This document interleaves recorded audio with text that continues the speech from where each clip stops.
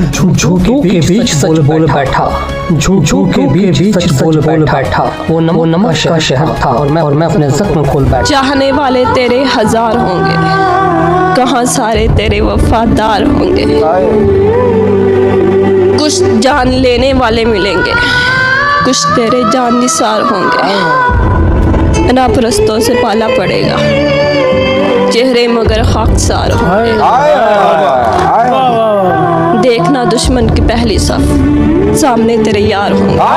है मन उड़ते घोड़े का नाम, दिशाहीन ये भरे उड़ान।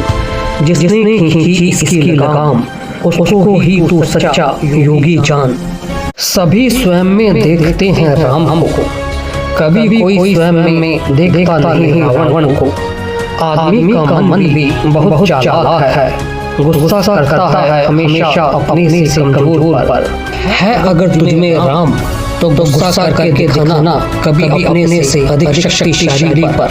10 सर वाले रावण से जो जाए उसमें राम, कटे हुए सिर वाले पर करे जो क्रोध उसमें राम नहीं होगा, उसमें काम होगा। जय श्री राम।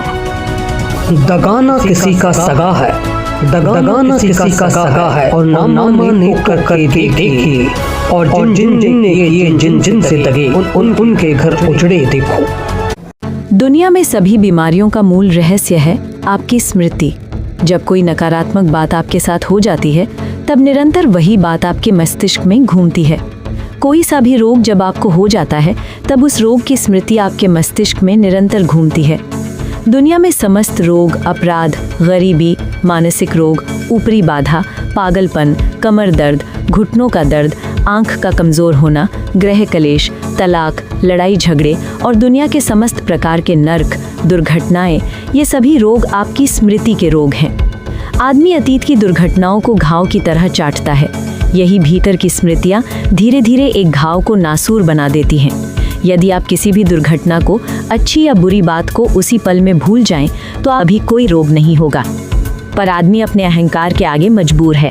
आदमी बदला लेता है और बदला लेने के लिए आदमी ईर्ष्या करता है। जैसे शकुनी मामा ने बदला लेने के लिए अपनी ईर्ष्या को पाल पोस कर बड़ा किया, और अंधे धृतराष्ट्र ने अपने साथ हुए अन्याय की स्मृति को कभी स्वयं से जुदा नहीं होने दिया।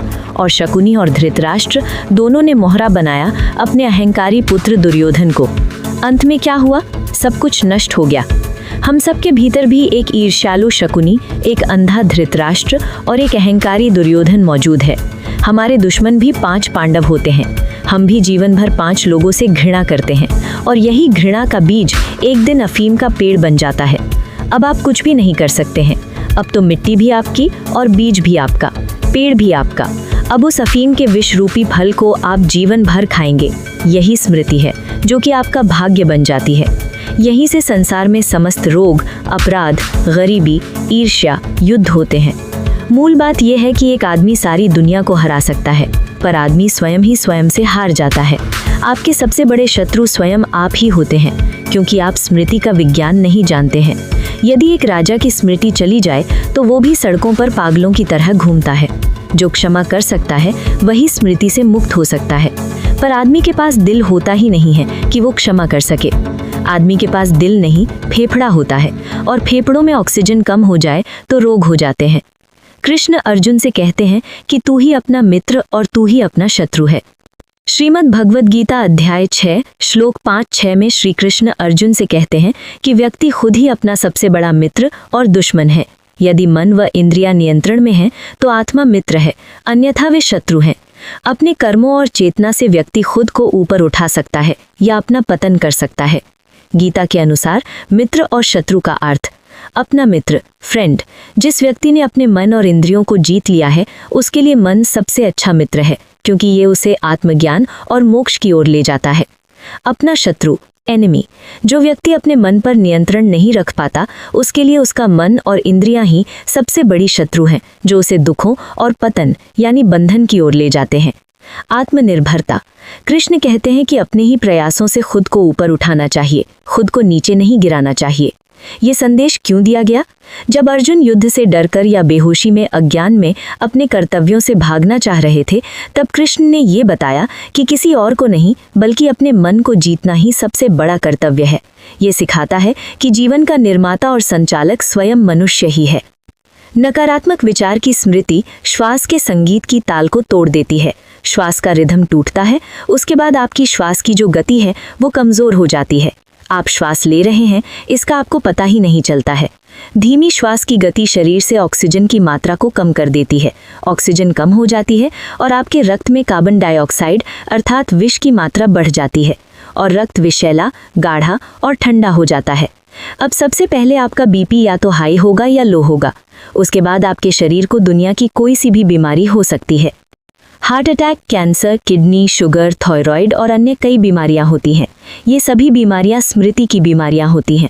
आदमी में प्रेम हो तो वो वर्तमान में होता है, पर आदमी में जो भी प्रेम दिखता है वो सिर्फ अपने स्वार्थ पूरा करने का होता है। भीतर से आदमी या तो अतीत के दुखों में जीता है या भविष्य की चिंताओं से ही अपनी चिता की तैयारी स्वयं ही कर लेता है। वर्तमान की कोई स्मृति नहीं होती है। गरीब को अतीत का दुख खा जाता है, अमीर को बैंक का कर्ज या ईर्ष्या खा जाती है। ये दोनों ही एक स्मृति है। जो भूल नहीं सकता है वो बदला लेगा ही, और यही बदला भीतर के श्वास के संगीत की लयबद्धता को बिगाड़ देता है। जीवन एक संगीत है। संगीत के बिना कोई गाना नहीं हो सकता है, कोई नृत्य नहीं हो सकता है, और इनके बिना जीवन के सभी उत्सव व्यर्थ हैं, ऊपरी उत्सव हैं। उत्सव भीतर हो तो जीवन भर आनंद। इसीलिए तो हम कहते हैं कि परमात्मा तो सच्चिदानंद है, सत्यम शिवम सुंदरम है।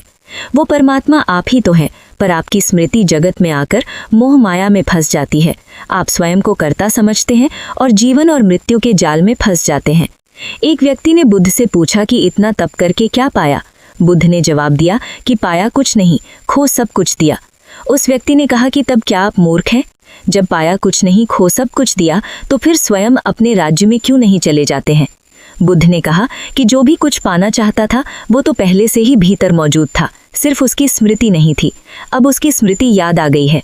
यदि आपको भी आपकी अपनी स्मृति याद आ जाए तो आप भी सिद्धार्थ गौतम से बुद्ध हो सकते हैं, और बुद्ध स्वस्थ होते हैं और आप भी स्वस्थ हो सकते हैं। बुद्ध वर्तमान में जीते हैं, आप अतीत और भविष्य में जीते हैं।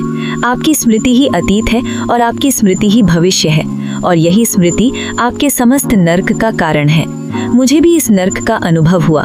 इस नर्क से गुजरकर मैं स्वयं ही बीमार हूँ, इसीलिए मैं बीमारी को जान पाया।